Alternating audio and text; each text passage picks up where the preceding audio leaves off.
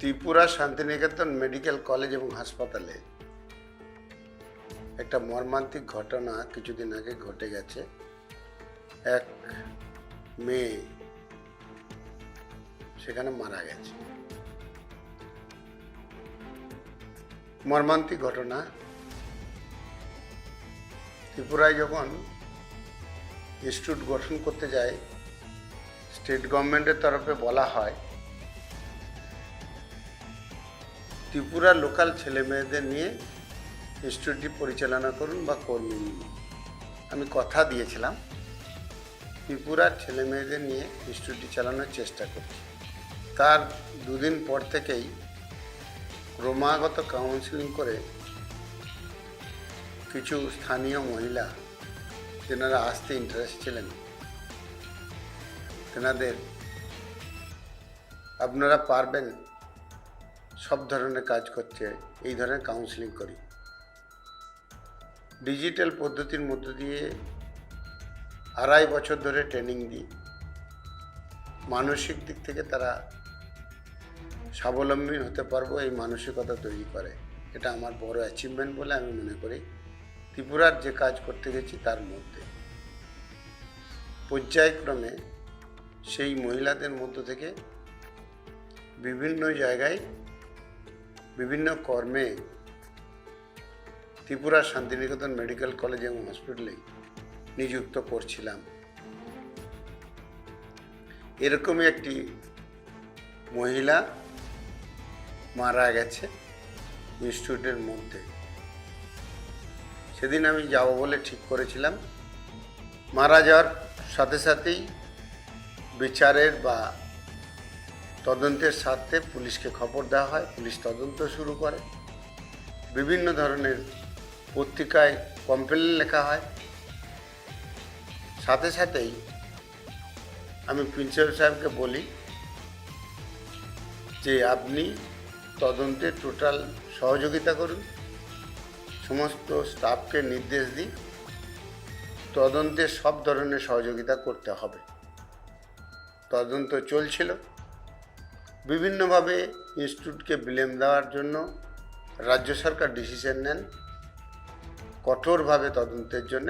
Magistrate তদন্তের নির্দেশ দেন। TM সাহেব এই তদন্তের তদারকি করছিলেন। আমি ইনস্টিটিউটকে আবারও নির্দেশ দিই সমস্ত ধরনের সহযোগিতা করতে হবে। তদন্তের সহযোগিতা চলছে। আমি এই তদন্তকালীন যেনারা তদন্তের মধ্যে অন্তর্ভুক্ত আজ পর্যন্ত কাউকে ফোন করিনি। আমি একটা এথিক্স মেনটেন করি। আমি জানি ফোন করা মানে প্রভাবিত করা, তাই তদন্তের প্রভাবিত করব না। আমাকে বিভিন্ন প্রশ্ন করা হচ্ছে যে আপনি নিকটতম আত্মীয় বা মা বাবার সাথে দেখা করছেন না কেন? দেখা এই কারণে করছি না, তদন্তের স্বার্থে আমি প্রভাবিত করতে চাইছি না। অফুরন্ত ক্ষতি হয়ে গেছে মা বাবার, এখানে ভাষায় প্রকাশ করা যাবে না। কারণ যেনার মেয়ে চলে যান তিনি জানেন এই বেদনাটা কোথায়। তিনি মর্মাহত, শোকাহত এবং মাথা ঠিক রাখার কোনো জায়গা থাকে না। আমার মেয়ে হলেও থাকতো না। আমি এগুলো বুঝি। তাই তিনি যে ধরনেরই কথা বলছেন আমি কোনো মন্তব্য করতে চাইছি না। যখন স্বাভাবিক অবস্থায় আসবেন ওনার সাথে আমি কথা বলবো। আর এই কারণে আমি এই মুহূর্তে যেতে চাইছি না, তার কারণ হচ্ছে তদন্ত চলছে। তদন্তের প্রভাবিত করি এই ধরনের কোনো মানসিকতা নাই। 3 বছর ধরে এই মেয়েদের ট্রেনিং দিয়ে এই জায়গায় নিয়ে এসেছি। তাই আমি মাসি হলেও দরদটা আমার আছে। আমিও কম শোকাহত হয়নি। এটা আমার কাছে একটা পরীক্ষা। আমরা এআই এবং ডিজিটাল সিস্টেমের মধ্য দিয়ে ভারতবর্ষের বিভিন্ন প্রান্তে গ্রামীণ মেয়েদের কর্মী করতে চাইছি। এটা এক্সপেরিমেন্ট। অনেক কথা শুনি, এই ধরনের মহিলা বা ইউটিউবারদের দিয়ে ইনস্টিটিউট চলে নাকি, কি করে চলবে? আমি বলছি বিশ্ব চলবে। এই মেয়েরা ভারতবর্ষ নয়, পৃথিবীর সব কাজে আমার চেয়ে পারদর্শী হবে, আমি নিশ্চিত। এই ধরনের ঘটনা কিছুটা বিষয়গুলো ক্ষতিগ্রস্ত হয়। আমি সকল শুভবুদ্ধি সম্পন্ন মানুষকে বলবো, তদন্ত করুক, তদন্তের সহযোগিতা করি, সত্য উদ্ঘাটিত হোক। যদি কেউ দোষী হয় সে যেন ছাড় না পায়। ইনস্টিটিউটে আমার এমন কেউ নেই, আমাকে কিছু আড়াল করতে হবে, কারণ এই মেয়েদের চেয়ে সম্পদ আমার আর ইনস্টিটিউটে কোনো বেশি বড় নেই।